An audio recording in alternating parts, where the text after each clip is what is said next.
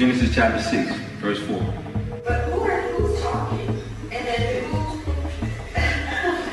who are the daughters born unto? And then it said that sons of God saw the daughters of men, that they were fair, and they took them wives of all which they chose. And that's one group. And you had another group that came in. You had one group, you had two groups that came down. You had one group that came down and took the daughters, and then you had another group that came down and mixed with the daughters of men, right, and gave birth to what's referred to as Gibberim, or mighty men of renown, right? And they put the word renown there to trick you. The word renown is not there in the Hebrew. The word is Shem, for skies or sun, where they get the word Shemesh, right? Men of the skies, right, or gods in flesh. And it was two groups. And it's talking about a time period where the people or the mortals on the planet have fell to a point to where they needed a boost. You follow? It's talking about another period when the gods came down to mingle with mortals. You follow what I'm saying? And to give, because the women on the planet have fell to a certain point, right, or been reduced to mortal or mortality when they never were supposed to be reduced to that, being the original gods of the planet. Because women are the original deities of the planet. They were here before men. And that's why men still got to come through women. There's no woman that came through a man. There's no man that didn't get here, right, that didn't come through a womb. Women are the first gods of this planet. The original deities. You follow what I'm saying?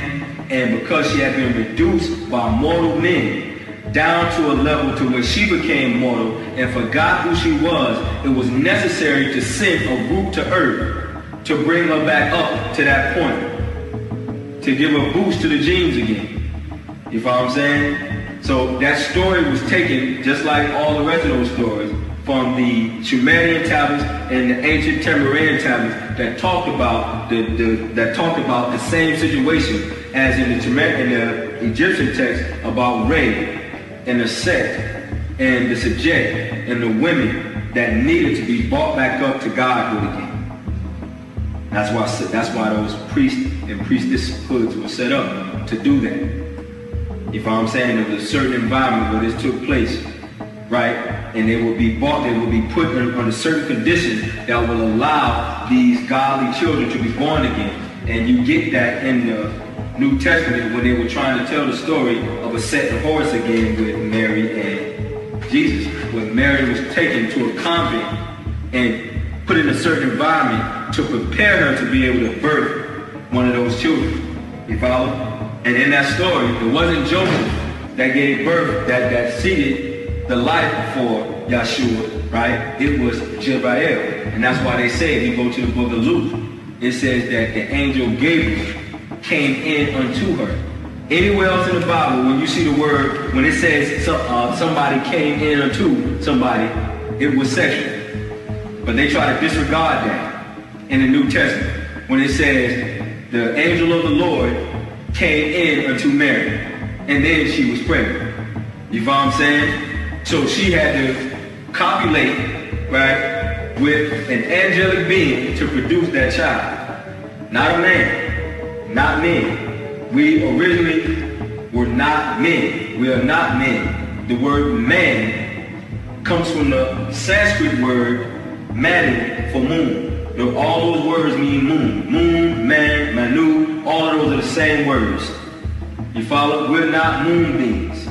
We are solar deities. Rays, Ra. And we have been reduced to men. So it's going to take gods to raise her back up to the level to be who she's supposed to be. Not men. Follow? So that story was talking about a time when the seed had to be raised again because the people on the planet have become mortals that used to be gods. You follow? And the men had to be raised up back to gods through what's referred to in biblical times as the order of Zadok, the Zodakim priesthood. You follow?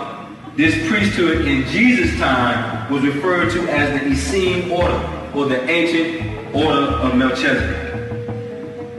It was a mystical brotherhood, right, where the select initiates would go, right, and be taught the necessary information that would give him back his godlike qualities. These were rituals and practices, and the order itself came out of the mystery schools of ancient Egypt.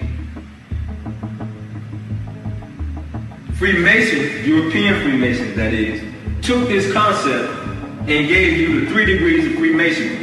The Enter the Prince, Fellow Craft, and Master Mason. The Master Mason. You follow? At that point, you are what's referred to as resurrected. Anybody ever went through the law know what I'm talking about. You follow? And you are born again. And in order for Jesus to become who he was supposed to be, he had to be baptized by someone. Christians will tell you, well, that's baptism for baptism is for remission of sins. When they say Jesus was sinless, right? What was he being baptized for? They don't realize that was a ritual of a priesthood that he was a part of. And after he was baptized, it says that the Spirit of the Lord descended on him like a dove. Not before. So he wasn't a God before that point. He had to be initiated, right? And a ritual had to take place. And then he became God in the flesh. So the elders set up certain schools. And depending on the elder that was over the school or governed the school, a certain animal was depicted, only to signify the school